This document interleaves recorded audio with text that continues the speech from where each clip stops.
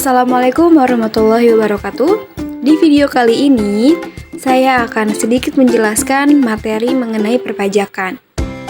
Tanpa buang-buang waktu, mari kita mulai. Cekidot! Pembahasan pertama adalah objek pajak penghasilan atau kerap kali disebut dengan PPh. Nah, teman-teman semua udah tahu belum nih apa itu PPh?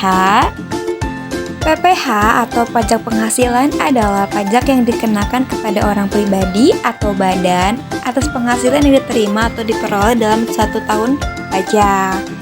Nah, biasanya penghasilan dimaksud ini dapat berupa keuntungan usaha, gaji, honorarium, hadiah, dan lain sebagainya.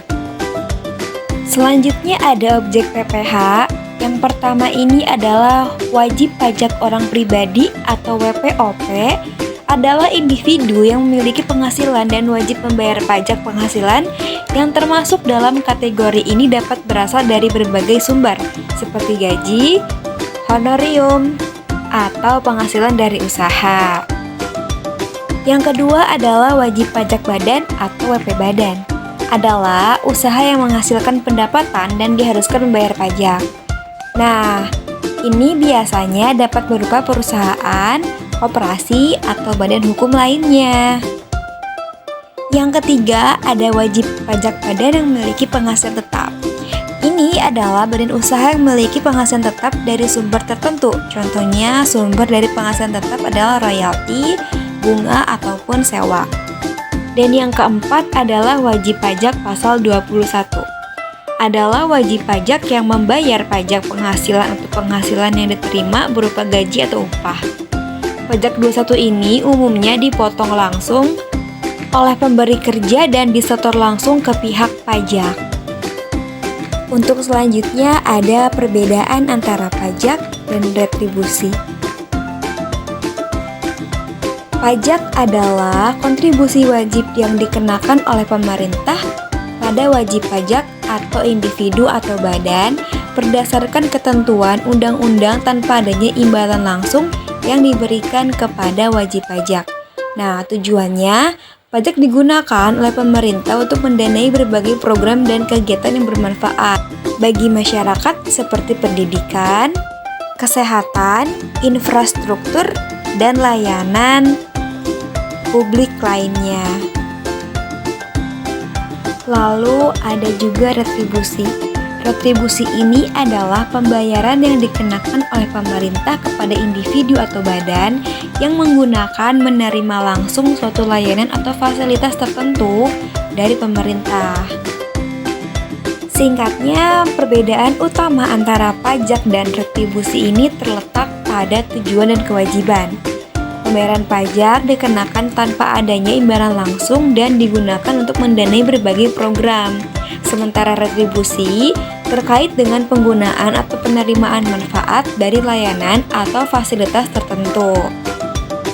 Lalu selanjutnya ada pemungutan dan mekanisme pemungutan PPN dan PPNBM. Sebelum kepada mekanisme pemungutan PPN dan PPNBM, saya akan menjelaskan dulu apa itu PPN dan PPNBM. Pajak pertambahan nilai atau PPN dan pajak penjualan barang mewah atau PPNBM merupakan dua jenis pajak yang berbeda meski memiliki sejumlah unsur yang sama.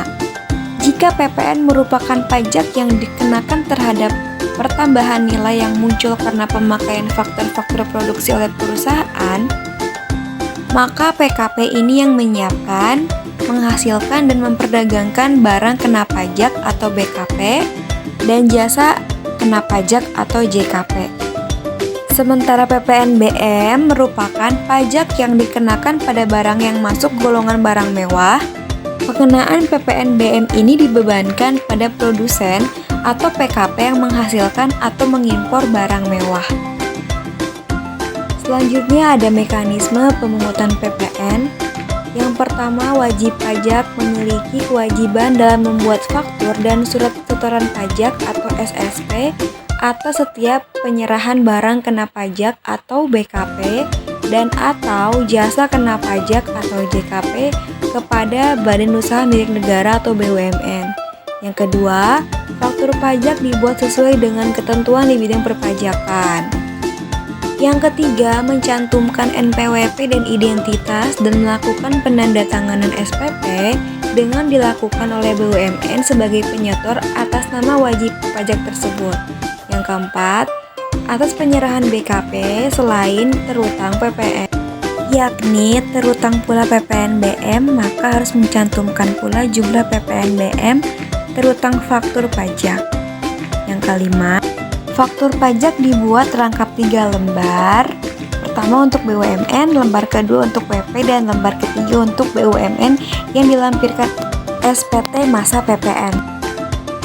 Selanjutnya yang keenam, faktur pajak dibuat rangkap 3 lembar. Pertama untuk BUMN, lembar kedua untuk PP, dan lembar ketiga untuk BUMN yang dilampirkan SPT masa PPN. Yang ketujuh, SPP dibuat 5 rangkap, lembar pertama untuk WP, lembar kedua untuk KPPN lewat bank persepsi atau kantor pos, yang ketiga untuk WP yang dilampirkan pada SPT masa PPN. Yang keempat, untuk bank pada SPT masa PPN bagi pemungut PPN. Selanjutnya, melakukan pemungutan wajib menyatakan cap di setor tanggal dan menandatanganinya pada faktur pajak. Lalu selanjutnya, faktur pajak dan SSP adalah bukti pemungutan dan penyetoran atas PPN dan PPNBM. Selanjutnya, ada mekanisme PPNBM. Pemungutan PPNBM ini adalah sama dengan PPN, di mana PKP penjual yang menyerahkan BKP yang tergolong mewah menerbitkan faktur pajak kepada PKP pembeli dan melaporkan pemungutan PPN dan PPNBM yang dilakukan dalam SPT masa pajak. Lalu selanjutnya ada yang bukan merupakan objek pajak bumi dan bangunan, yaitu merupakan objek yang satu dipergunakan untuk kepentingan umum seperti bidang sosial, ibadah, kesehatan, kebudayaan, pendidikan, dan sejarah. Kedua, dipergunakan untuk kepentingan menjaga flora dan fauna seperti hutan suaka alam, hutan lindung, dan taman nasional. Dan yang ketiga, dipergunakan oleh perwakilan diplomatik dan konsulat berdasarkan asas perlakuan timbal balik. Mungkin cukup sekian materi yang bisa saya jelaskan. Kurang lebihnya mohon dimaafkan. Wassalamualaikum warahmatullahi wabarakatuh. Thank you for watching everyone.